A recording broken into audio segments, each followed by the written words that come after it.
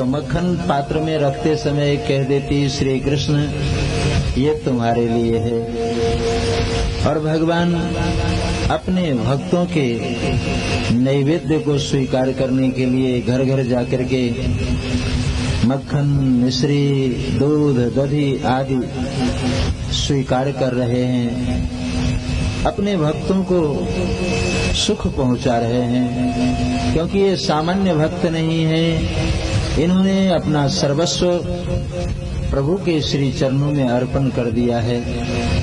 ऐसे भक्तों के साथ ही ये शब्द जुड़ता है, परित्राणाय। परित्राणाय साधूनाम विनाशाय च दुष्कृताम। दुष्टों का संहार करने के लिए और धर्म की स्थापना करने के लिए भगवान युग युग में अवतार धारण करते हैं। इसमें कुछ कार्य ऐसे हैं जो संकल्प से भी संभव हैं, जैसे धर्म की स्थापना करना, दुष्टों का संहार करना, ये सब संकल्प मात्र से हो सकता है।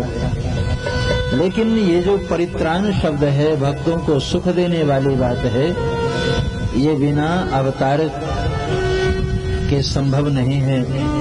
आज भगवान अवतार लेकर सबको सुख पहुंचा रहे हैं, भक्तों को सुख पहुंचा रहे हैं और अहंकारियों का अहंकार चूर्ण कर रहे हैं। महान अहंकारी ब्रह्मा जी, जिनके अहंकार का मर्दन किया है भगवान। ब्रह्मा जी ने पूछा, भैया ऊंट वालो ये क्या है इस बक्सा में? कहा इस बक्सा में ब्रह्मा बंद है। कहा इतने ब्रह्मा? कहा हाँ। क्यों?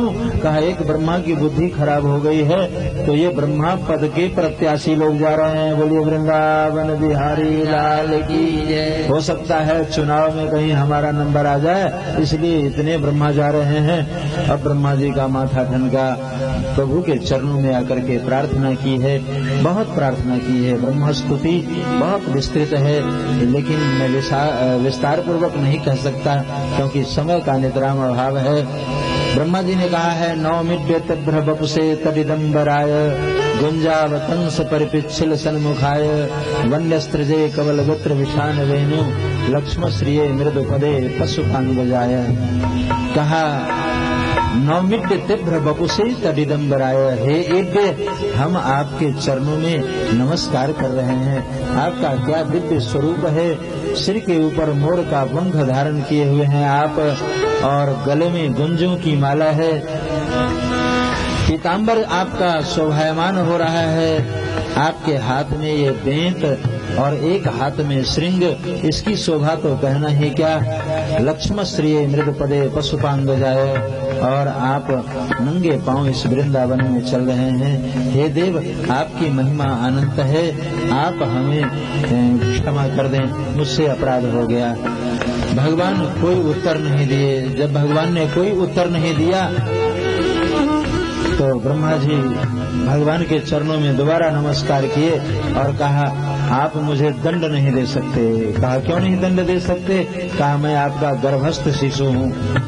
उत्क्षेपनम गर्भगतस्य पादयो किं कल्पते मातुरधोक्ष जाग से। कहा कि जैसे माता के उदर में बच्चा रहता है तो कभी हाथ चलाता है, कभी पांव चलाता है। अब कोई माता कहे कि ये नटखट हो गया है, मेरे पेट में लात मारता है, तो ये क्या उचित है?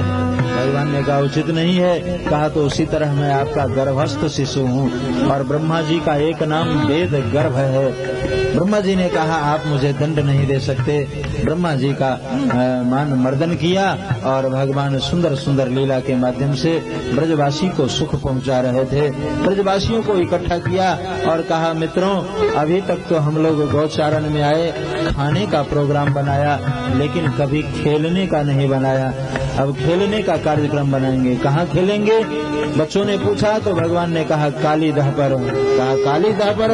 नहीं भैया, मैं नहीं जा सकता, क्योंकि वहाँ विषधर रहता है, वो कालिया नाग रहता है, उसके भयंकर विष की ज्वाला से वहाँ का जल दूषित हो गया है। हमारे गौ बछड़े यदि जल पिएंगे तो मर जाएंगे, इसलिए मैं नहीं वहाँ जा सकता। भगवान ने विधान बनाया, चिंता मत करो, मैं जो हूँ तुम्हारे साथ। और इस प्रकार खेल का विधान बनाया। क्या खेलेंगी? गेंद खेलेंगे। और एक विधान और बनाया कि जो गेंद को दूर फेंकेगा वही उसी को लाना पड़ेगा। और खेल खेल में भगवान ने एक बार गेंद में जोर से श्री चरणों का प्रहार किया। गेंद काली दह में जा गिरा। इधर सभी ग्वाल वाले लाठी लेकर के आ गए सामने। कन्हैया गेंद लेकर के आ। कहा भैया इसमें काली नाग रहता है, मैं नहीं जाऊंगा। कहा जाएगा क्यों नहीं, देख ले ये लाठी। यदि आज गेंद लेकर के नहीं आया तो मैं तुम्हें अपने खेल से निकाल दूंगा। और ब्रजवासियों ने तो भगवान से कहा कि मैं तुम्हारे पिता का चाकर नहीं हूँ। बहुत सुंदर बात कह दी।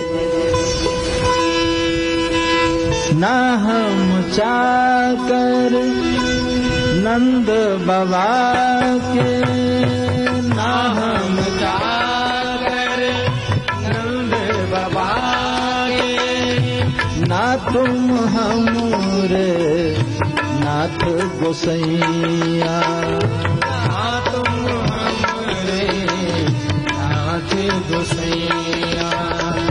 न्यारी करो हरि आपन गैया, न्यारी करो हरि आपन गैया, न्यारी करो हरि आपन गैया, न्यारी करो हरि आपन गैया।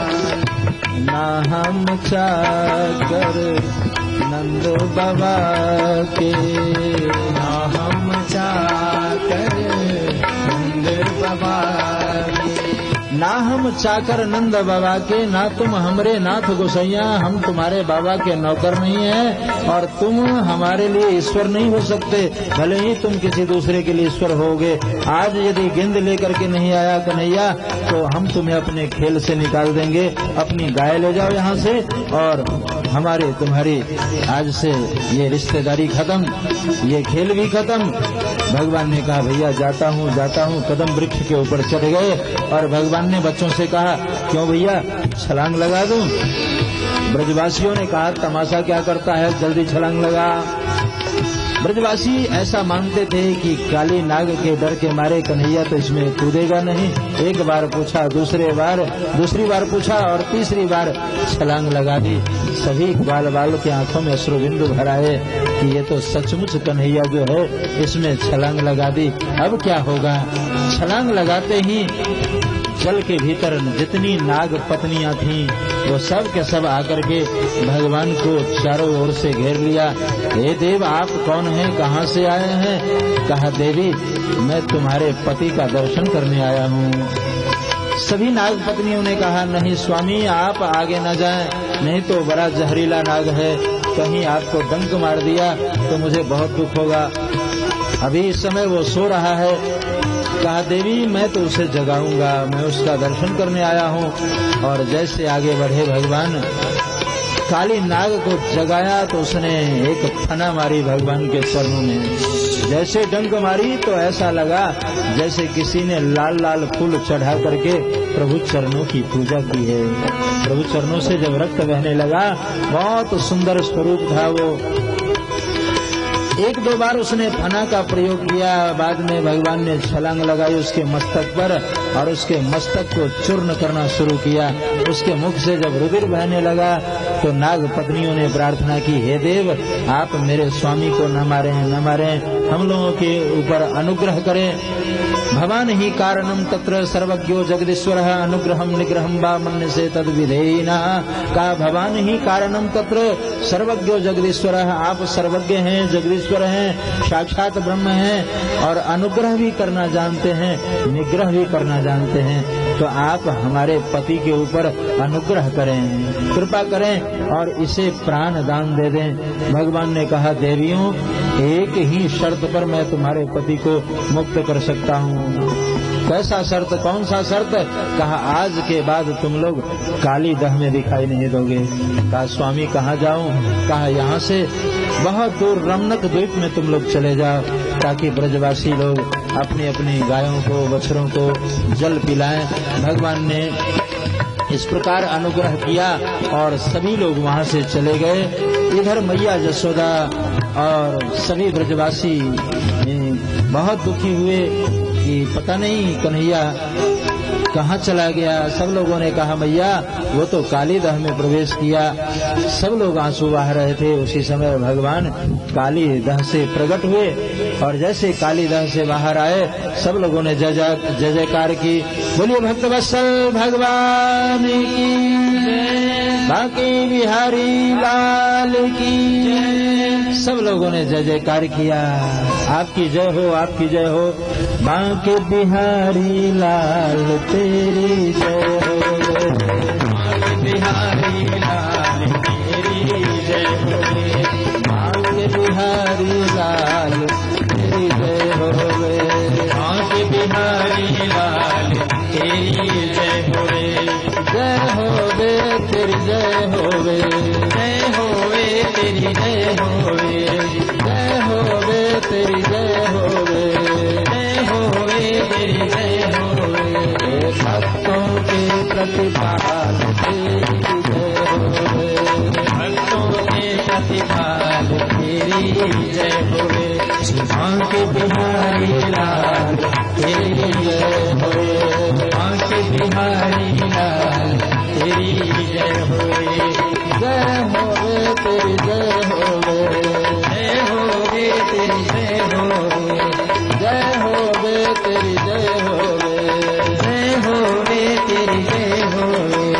बांके बिहारी लाल तेरी जय हो वे, बांके बिहारी लाल तेरी जय हो वे, बांके बिहारी लाल तेरी जय हो वे, बांके बिहारी लाल तेरी जय हो वे।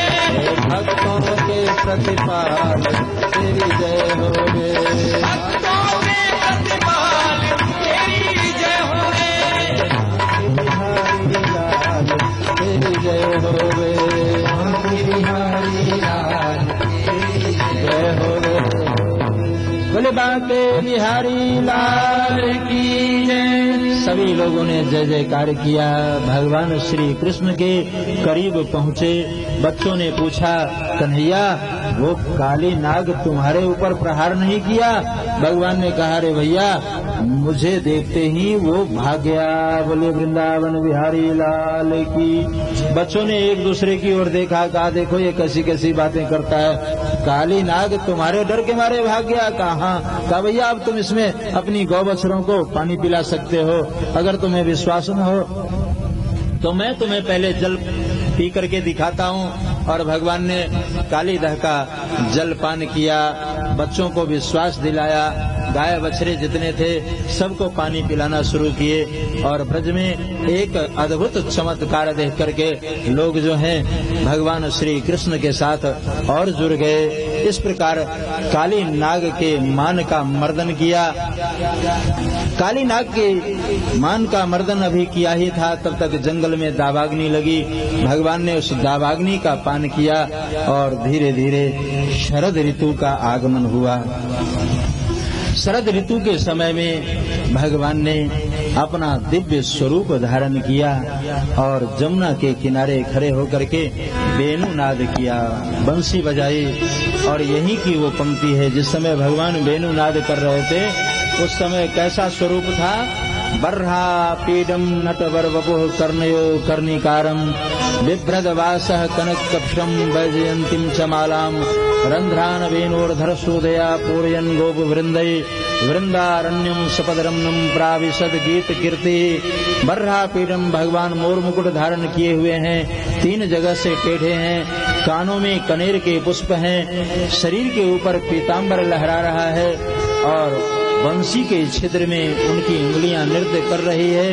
और भगवान ने ऐसे वेणुनाद की पूरे विश्व में खलबली मच गई, चर अचर सबके कान खड़े हो गए। बर्हा पीडम नटवर वपुः कर्णयो कर्णिकारं बिभ्रद्वासः कनककपिशम् वैजयन्तीं च मालाम् रन्ध्रान् वेणोर्धरसुधया पूरयन् गोपवृन्दै वृन्दारण्यं स्वपदरम् प्राविशद्गीतकीर्तिः बर्हापीडम्। भगवान ने जैसे वेणुनाद किया, चर अचर सबके कान खड़े हो गए। बछड़ा गौ के थन में यदि दूध पीने का उपक्रम कर रहा था तो मुख तो गौ के थन में है, लेकिन कान वंशी की ओर है। गोपियां श्रृंगार करती थी तो उल्टा सीधा श्रृंगार करना शुरू की, और कान जो हैं वो वंशी ध्वनि की तरफ।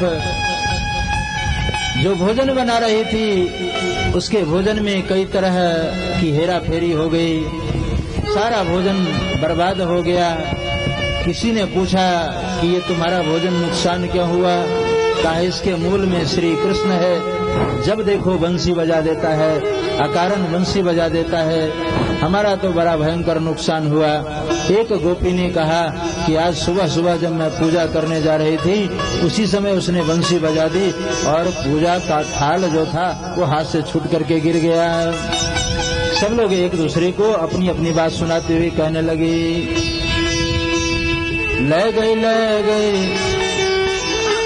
ले गई ले गई रे हमारो चित चोर, कन्हैया तेरी बांसुरिया।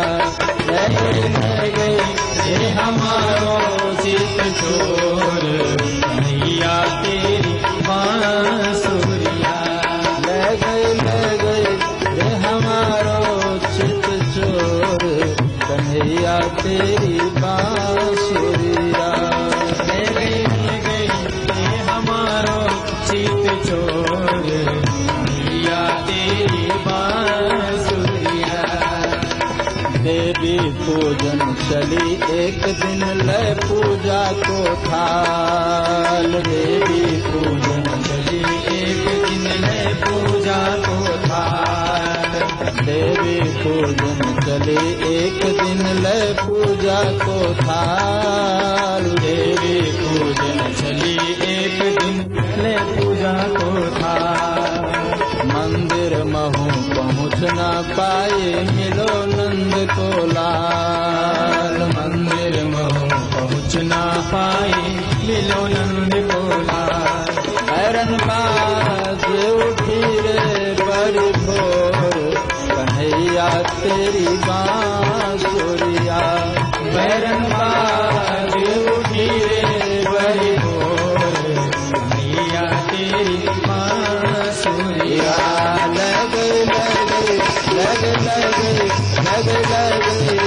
हमारो चित चोर, कन्हैया तेरी बांसुरिया।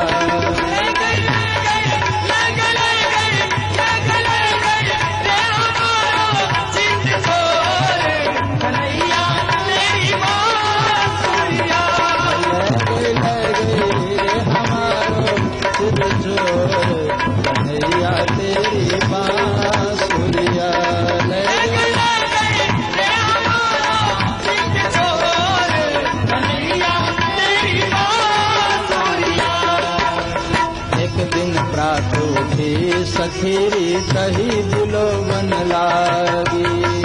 दिन का टूटी सखीरी दही दिलो बन लागी। एक दिन प्रात उठी सखीरी दही दिलो बन लागी। एक दिन प्रात उठी सखीरी दही दिलो बन लागी। एक दिन प्रात उठी सखीरी दही बिलो बन लागी। एक दिन प्रात उठी सखीरी दही बिलो बन लागी। एक दिन प्रात उठी सखीरी दही बिलो बन लागी। एक दिन प्रात उठी सखीरी दही बिलो बन लागी। माखन काढ़ न पाए तो लौटी हृदय में जागी। माखन काढ़ न पाए तो लौटी हृदय में जागी। बैरन बाज उठी रे बड़ी भोर कन्हैया तेरी बांसुरिया। बैरन बाज उठी रे बड़ी भोर कन्हैया तेरी बांसुरिया। रे हमारो चित चोर कन्हैया तेरी बांसुरिया। रे हमारो चित चोर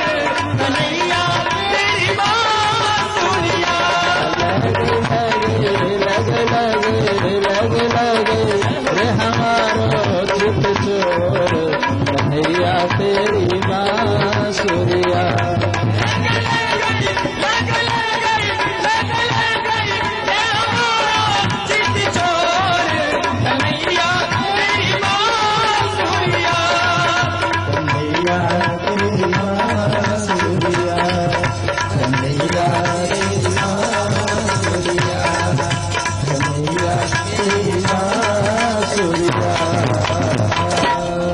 बोले वृंदावन बिहारी लाल की। सभी गोपियों ने अपने अपने हृदय की बात बताई।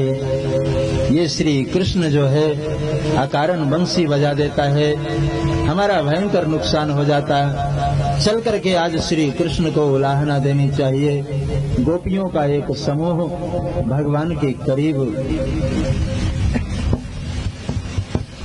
पहुंची और सभी गोपियों ने भगवान श्री कृष्ण को उलाहना दिया। देखो श्री कृष्ण, तुम अकारण बंसी मत बजाओ। भगवान ने पूछा क्या हुआ? गोपियों ने कहा क्या नहीं हुआ ये पूछो। कहा कुछ बताओगी? गोपियों ने अपनी व्यथा सुना दी। कहा तान सुनी जब कान सब सुधि भूल गई वो भई मैं अजानी। भात में हींग विसार मिलाए के डाल दियो पुनि दाल में पानी। नून न व्यंजन माही परे और खीर में दारिम डार्यो छानी। कहे ब्रजवाल सुनो नंदलाल रसोई समय मुरली न बजानी। तान सुनी जब कान सवे सुधि भूली गई वो भई मैं अजानी। भात में हींग विसार मिलाए के डाल दियो पुनि दाल में पानी। देखो श्री कृष्ण, मैं भोजन बना रही थी और पंच चूल्हा, एक के ऊपर चावल चढ़ा रखी थी, एक के ऊपर दाल चढ़ा रखी थी, एक के ऊपर सब्जी चढ़ा रखी थी, एक चूल्हे के ऊपर खीर बना रही थी और एक जगह चटनी बनाना था। और उसी समय तूने बंसी बजा दी। दाल में हींग डालना था, चावल में पानी कम था वो पानी डालना था, और खीर में चीनी डालनी थी, चटनी में नींबू निचोड़ना था और सब्जी में नमक डालनी थी। सारी सामग्री लेकर के जैसे चली तूने बंसी बजा दिया। भगवान ने पूछा हुआ क्या?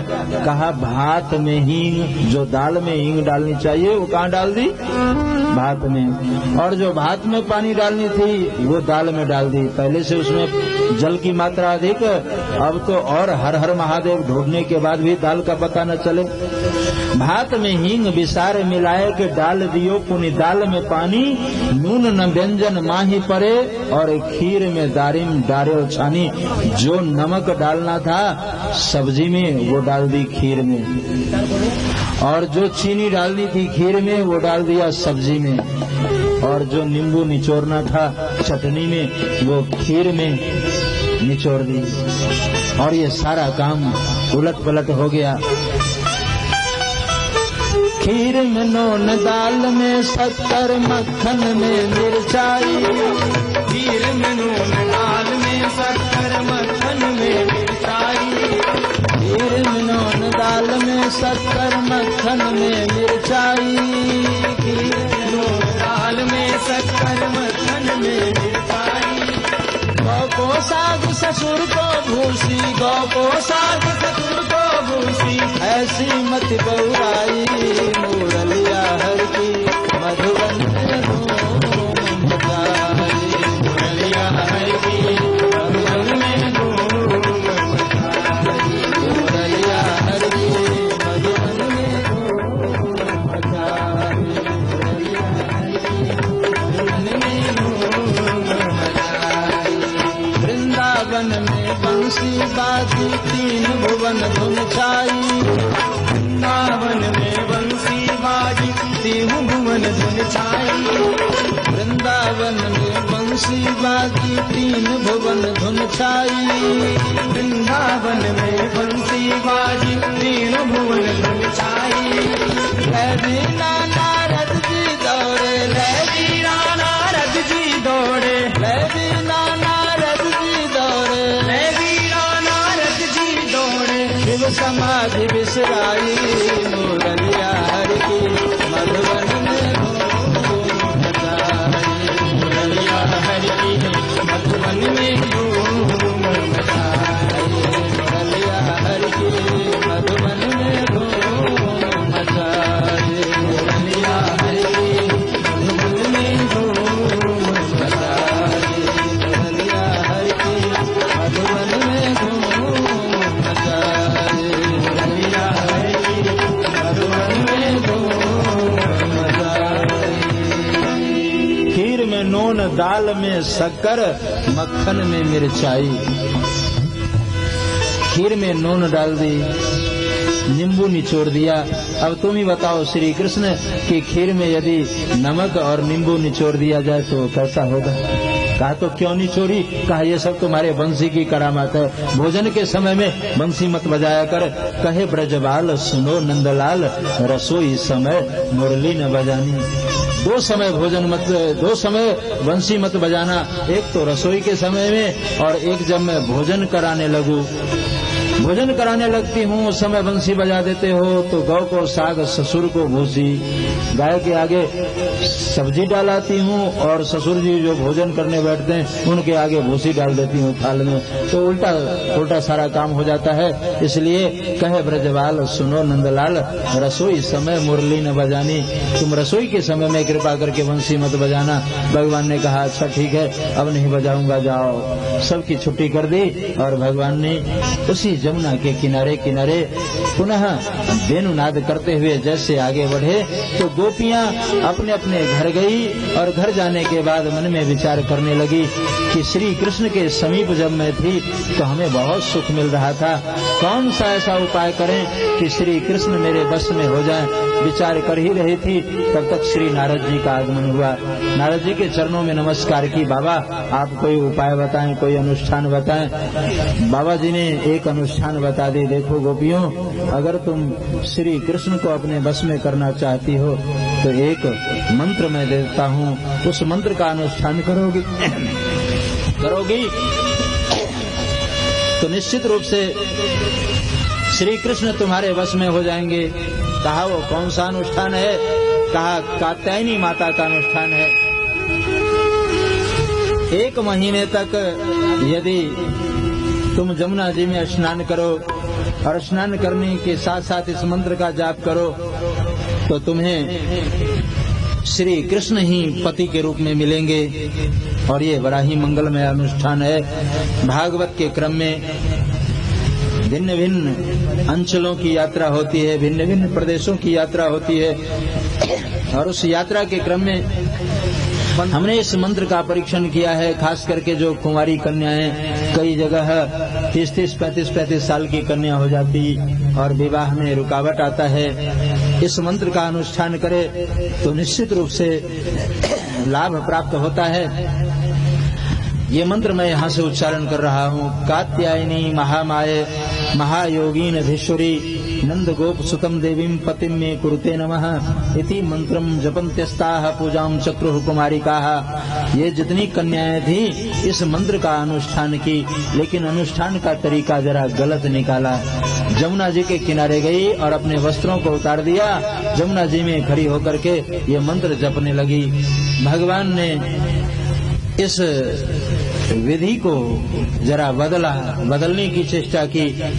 वस्तुतः जमुना जी के जो देवता थे, जल के देवता वरुण देवता जल से निकल करके जब जमुना जी से बाहर जा रहे थे तो रास्ते में भगवान श्री कृष्ण से भेंट हो गई। भगवान ने पूछा, वरुण कहाँ जा रहे हो? कहा, अब मैं जमुना जी में नहीं रह सकता। क्यों नहीं रह सकते?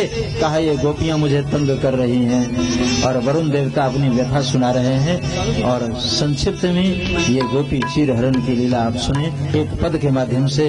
वरुण देवता ने कहा, क्या कहूँ तुमसे घनश्याम अपनी व्यथा, अब तो गोकुल में मेरा गुजारा नहीं।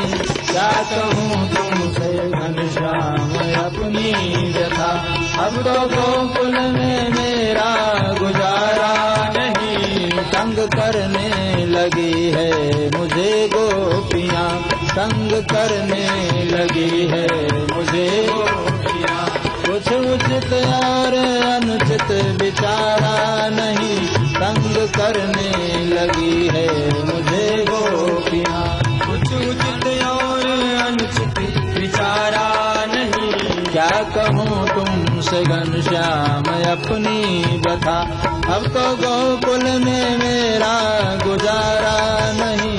क्या कहूँ तुमसे घनश्याम अपनी व्यथा, अब तो गोकुल में मेरा गुजारा नहीं। क्या कहूँ तुमसे घनश्याम अपनी व्यथा। रोज जमुना के तट हैं ये आती, खोल वस्त्र सभी ये तो यूं ही नहाती। रोज जमुना के तट है आती, खोल वस्त्र सभी तो यूं ही नहाती। शर्म के मारे मैं तो परेशान हूँ, शर्म के मारे मैं तो परेशान हूँ। देखा जाता ये मुझसे नजारा नहीं। क्या कहूँ तुमसे घनश्याम अपनी व्यथा, अब तो गोकुल में मेरा गुजारा नहीं। क्या कहूँ तुमसे घनश्याम अपनी व्यथा। वरुण देवता अपनी व्यथा सुनाने लगे। श्याम सुंदर, अब मैं जमुना जी में नहीं रह सकता। मन में विचार किया हूँ कि अब गोकुल का त्याग कर दूं। भगवान श्री कृष्ण ने रास्ता रोकी। आपने जो कहा मैंने सब कुछ सुना। लौट चलिए प्रभु मान मेरा कहा, उनकी आदत अगर मैं छुड़ाऊं नहीं। श्याम है नाम अब से हमारा नहीं।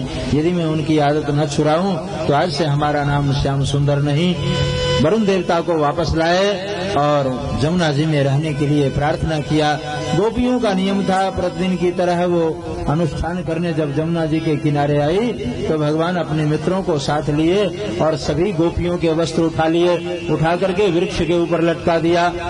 गोपियां जब जल से बाहर हुई, वस्त्र नहीं देखा, परेशान होने लगी। कौन ले गया वस्त्र? जब वृक्ष के ऊपर देखा भगवान श्याम सुंदर को तो सभी गोपियों ने कहा, श्याम सुंदर ते दास्य, मैं तो आपके बिना मोल की दासी हूँ और आप जो हैं इस प्रकार हम लोगों के वस्त्र लेकर के वृक्ष के ऊपर चढ़ गए हैं, ये अच्छी बात नहीं है। श्याम सुंदर ते दास्य करवाम तबोदितम देहि वासांस धर्मज्ञ नो चेद राज्ञे ब्रुवाम है। कहा, आप हमारे वस्त्र वापस दे दो, नहीं तो श्री कृष्ण ठीक नहीं होगा। भगवान ने कहा, एक शर्त पर दे सकता हूँ। कौन सा शर्त? कहा, देखो देवियों, तुम स्त्री जाति में हो। बहुधा हमारे समाज में एक चर्चा का विषय है कि भगवान ने गोपियों के वस्त्र क्यों चुराए, आखिर उन्होंने ऐसी लीलाएं क्यों की। जब हम भगवान की इन लीलाओं में प्रवेश करेंगे, जितनी गहराई में प्रवेश करेंगे, वास्तविकता का बोध होगा। भगवान ने गोपियों के वस्त्र क्यों चुराए? इसलिए कि भगवान ने शिक्षा दी है, देवियों तुम स्त्री जाति में हो। मान लिया आंधी आए, तूफान आए, और उसमें तुम्हारे वस्त्र उड़ करके कहीं दूर चले जाएं तो कैसे घर जाओगी? एक बात। दूसरी बात ये कि यदि तुम्हारे वस्त्र कहीं बंदर ले जाएं, और ये वृंदावन के बंदर हैं, वृंदावन जाने वालों को पता होगा, वृंदावन के बंदर तो साधुओं के कोपिन तक नहीं छोड़ते, जूते चप्पल भी उठा करके ले जाते हैं। भला किसी के वस्त्र क्यों रहने दें? यहाँ तक कि वो नकली दांत तक नहीं छोड़ते। महाराज, एक बार मैं वृंदावन से आ रहा था तो बस की यात्रा थी, बहुत पहले की बात है। बस में बैठा था और बस सीटी बजा रही थी, तो कुछ लोग उसमें कीर्तन भी कर रहे थे। दिनों के तो भजो राधे गोविंदा, दिनों के तुम ही दयाल हो, भजो राधे भज राधे गोविंदा, दिनों के तुम ही दयाल हो, भजो राधे गोविंदा, भज राधे गोविंदा, भज राधे गोविंदा, भज राधे गोविंदा। निवेदन कर रहा था, बस की यात्रा थी और बस जब एक जगह रुकी तो सभी लोग नीचे उतरे अपना वो नाश्ता पानी वगैरह के लिए। हमने देखा कि बस में सभी उतर रहे हैं, मुझे भी जल इत्यादि लेना था, नीचे उतर आए। पुनः जब जल लेकर के बस में बैठने की चेष्टा की तो एक माता पांव फैला रखी थी, रास्ता रोक रखी थी। हमने कहा, माता क्या बात है, ये तुम्हारे पांव में पट्टी बंधी है, क्या हो गया? ये रास्ता छोड़ो, हमें आगे जाना है, अपनी सीट के ऊपर बैठना है। कहा, महाराज क्या बताएं, वृंदावन गई थी, बंदर काट लिया। बोले वृंदावन बिहारी लाल, क्या बंदर काट लिया? हमने कहा, माता कुछ खाने को नहीं दी होगी इसलिए काट लिया। ठीक है, दवाई करोगी तो ठीक हो जाओगी। तो पंजाबी समाज की माता थी, कहा वो तो मैं भी जानती हूँ कि दवाई करूंगी तो ठीक हो जाऊंगी, लेकिन स्वामी जी मुसीबत की बात तो ये है कि मेरे दांत जो थे वो बनावटी थे और शाम में उसे निकाल करके कटोरी में रखी कि सुबह इसे खूब साफ करूंगी और लगा करके रोटी खाऊंगी, वो दांत ही चौक के ले गया। बोले वृंदावन। तो जो लोगों के नकली दांत नहीं छोड़ते जो बंदर, वो भला तुम्हारे वस्त्र कैसे यहाँ रहने देंगे? इसलिए भगवान ने गोपियों के वस्त्र के माध्यम से उसे शिक्षा दी और शिक्षा देने के बाद एक और महत्व की बात बताई कि मैं तुम्हारे वस्त्र तुम्हें वापस करूंगा, लेकिन वो शर्त है। कौन सा शर्त? का चीर दूंगा तुम्हारी मैं तब उस घड़ी, कसम खाओ मेरे सामने तुम सभी, पानी में रहते हरदम वरुण देवता, तुम नहाओगी ऐसी दोबारा नहीं। जल के देवता वरुण जो हैं उनका अपमान है, इसलिए अगर तुम संकल्प करो तो मैं तुम्हारे वस्त्र वापस दूं। गोपियों ने संकल्प किया, क्षमा याचना की, कन्हैया अब ऐसी भूल दोबारा कभी नहीं करूंगी, हमारे वस्त्र वापस दो। भगवान ने वस्त्र वापस कर दिए। आध्यात्मिक दृष्टि अगर आप इस प्रसंग के ऊपर डालेंगे तो ये जो गोपी क्षीर हरण की लीला है एक प्रकार का आवरण है, और भगवान कहना चाहते हैं जीव जब तुम मेरे सन्मुख आओ तो तुम्हारा देहाध्यास समाप्त होना चाहिए। ये जो देहाध्यास है ये देहाध्यास पहले समाप्त करो। देह नगर की यात्रा जब तक रहेगी तब तक तुम कैसे मेरे पास आ पाओगे? तुम मेरे पास आने के लिए विदेह बनो। इन आवरणों से ऊपर उठ करके अगर यात्रा करोगे तो तुम्हें सफलता मिलेगी। भगवान ने सुंदर सुंदर लीला के माध्यम से ब्रजवासियों को सुख दिया। प्रतिदिन गौचारण में आते और कोई न कोई लीला करके सुख पहुंचाते। एक दिन दिवस का अवसान समीप था, लोहित गगन संध्या की ओर संकेत कर रहे थे, आकाश में लालिमा ही लालिमा थी। भगवान ने देखा कि अब संध्या होने वाली है। सभी मित्रों से कहा भैया अब सब लोग अपने अपने गौ बछड़े को ले आओ और घर चलते हैं। धूल उड़ाते हुए गौ बछड़े आ रहे थे। गौ बछड़े के पीछे भगवान सभी मित्रों के साथ खूब आनंदित होकर के आ रहे थे। जैसे अपने अपने घर की ओर चले तो सबके नाक में सुंदर सुंदर पकवान का सुगंध आया। ब्रज में खूब छनन मनन हो रहा था। सब बच्चों ने एक दूसरे की ओर देखा। भैया हम लोग दिन भर जंगल में रहते हैं, माताओं ने हम लोगों के लिए सुंदर सुंदर पकवान बनाए हैं, सुंदर सुंदर मिष्ठान बनाए हैं, तो आज चल करके भोजन करें। सबसे पहले भगवान पहुँचे, मैया जसोदा को देखा, खूब मिष्ठान कचौरियाँ कई तरह के 56 प्रकार के राजभोग बनाते हुए। तो पूछा प्रभु ने, मैया ये इतने सुंदर सुंदर पकवान मिष्ठान किसके लिए बना रही हो? मेरे लिए। यशोदा जी ने कहा बेटा हम लोग किसान हैं और कल इंद्र देवता की पूजा है। साल में एक बार हम लोग इंद्र देवता की पूजा करते हैं और वो कृपा करके वर्षा बरसाता है, तो फिर हमारे खेत हरे भरे हो जाते हैं और हमारे फसल जब हरे भरे होते हैं तो अन्न रत्न से घर भर जाता है। तो वो समय आ गया है, इंद्र की पूजा करनी है, इसलिए ये पकवान बना रहे हैं। भगवान ने कहा मैया इतने दिनों से इंद्र की पूजा की, कभी इंद्र भोजन किया? कहा अरे बच्चा देवता भोजन करता है, वो तो दृष्टि मात्र से भोजन कर लेता है। भगवान ने कहा मुझे जोरों की भूख लगी है, पहले मुझे खिला। कहा जब तक भोग नहीं लग जाएगा मैं तुम्हें इसमें से कुछ भी नहीं दे सकती।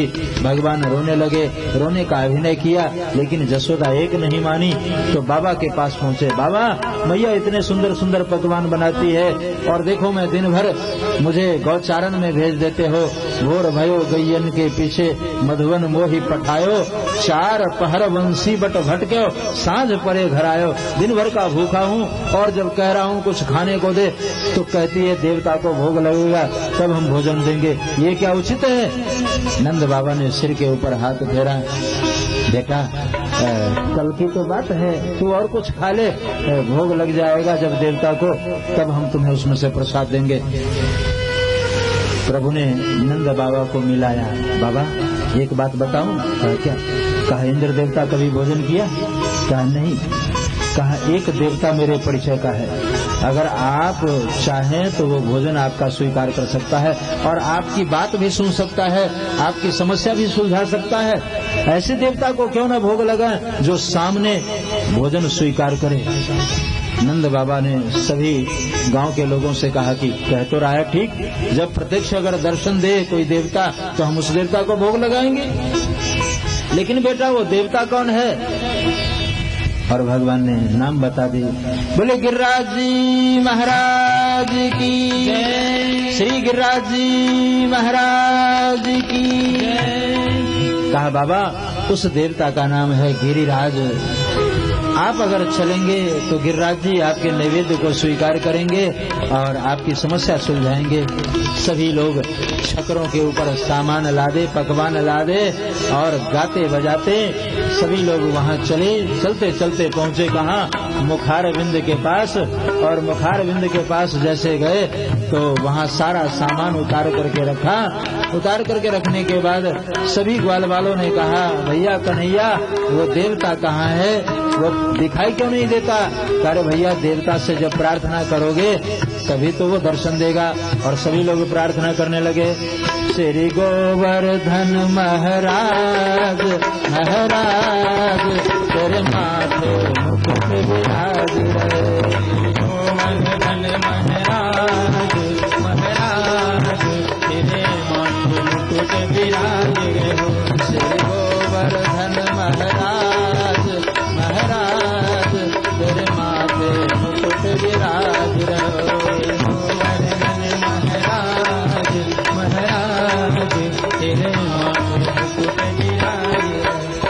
पान चढ़े तो पे फूल चढ़े, पान चढ़े तो पे फूल चढ़े, तो पे पान चढ़े तो पे फूल चढ़े, तो पे पान चढ़े तो पे फूल चढ़े। और चढ़े दूध की धार ओ धार तेरे माथे मुकुट विराज रहे। और चढ़े दूध की धार ओ धार तेरे विराजे हो श्री गोवर्धन महाराज महाराज तेरे माथे मुकुट विराज रहे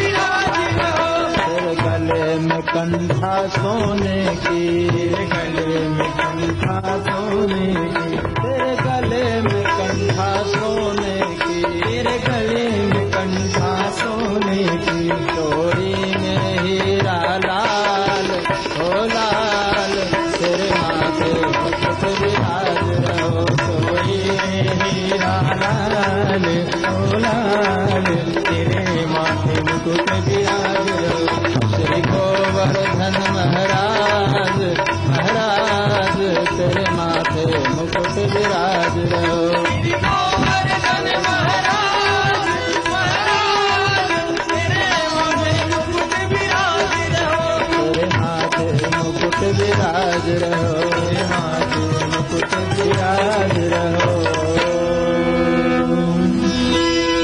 बोले गिरिराज जी महाराज की गिरिराज जी के सन्मुख सारी सामग्री रख दी गई। रखने के बाद सभी ग्वाल वालों ने कहा कन्हैया वो देवता प्रकट क्यों नहीं होता। कहा महाराज देवता इतनी सरलता पूर्वक प्रकट नहीं होता है। जब आप प्रार्थना करेंगे तो प्रार्थना के ऊपर ही देवता प्रकट होते हैं।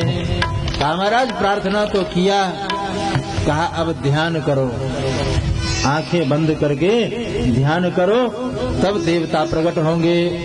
भगवान के मित्रों ने कहा कि कन्हैया का कोई भरोसा नहीं, हम लोगों से कह रहा है आंखें बंद करो और कहीं हम लोग आंखें बंद करें और ये सारा पकवान अकेले हरि बोल कर जाए, इसका कोई भरोसा नहीं। इसलिए भगवान के मित्रों ने आधी आंखें बंद की और आधी आंखें को खुली छोड़ दिया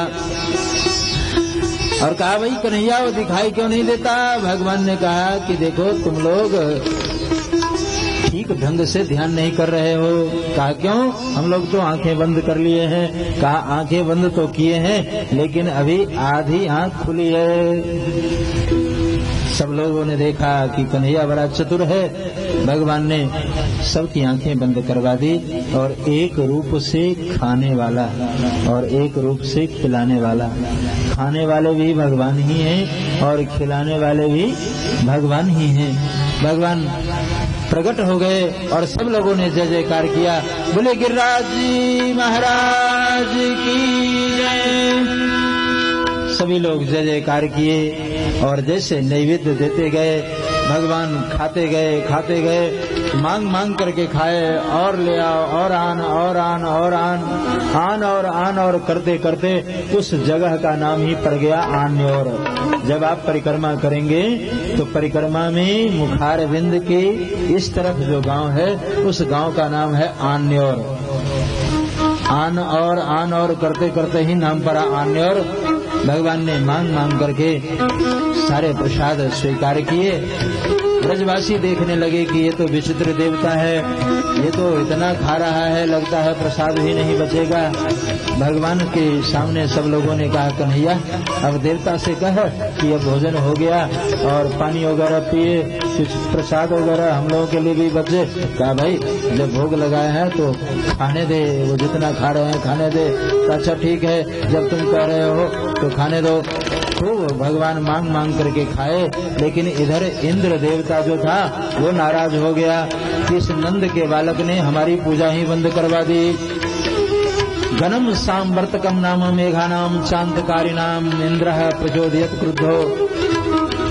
सांवर्तक नाम के जो भयंकर भयंकर बादल थे, मेघ थे, उन मेघों को आदेश दे दिया जाओ ब्रजभूमि को डुबो दो। और जोरों की आंधी, जोरों का तूफान, मूसलाधार वर्षा, भयंकर भयंकर बादल जो है वो वर्षा बरसाने लगे और इधर ब्रजभूमि को बहा दिया। एक तरह से ब्रजभूमि में बहुत कोहराम मच गया। सभी लोग अपने गाय बछड़ों को लेकर के इधर उधर भागते हुए नजर आए। सब लोग नंद बाबा से कहा कि तुम्हारे बेटे के कहने से हमने देवता का अपमान कर दिया और देवता कुपित होकर के उपद्रव कर रहे हैं, अब इस संकट से हमें उबारो।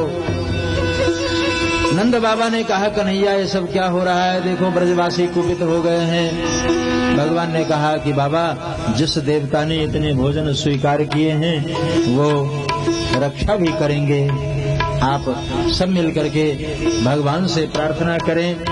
और सब लोगों ने प्रभु से प्रार्थना की है।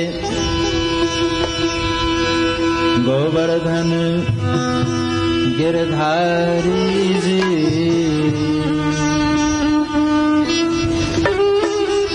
गोवर्धन गिरधारी जी, सुधि लेना हमारी। गोवर्धन गिरधारी जी, सुधि लेना हमारी। गोवर्धन गिरधारी जी, सुधि लेना हमारी।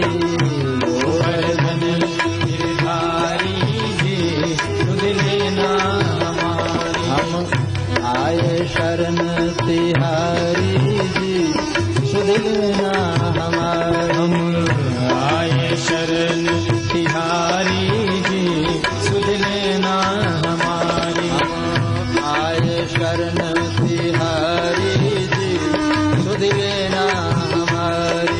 हम आए शरण तिहारी जी, सुधि लेना हमारी।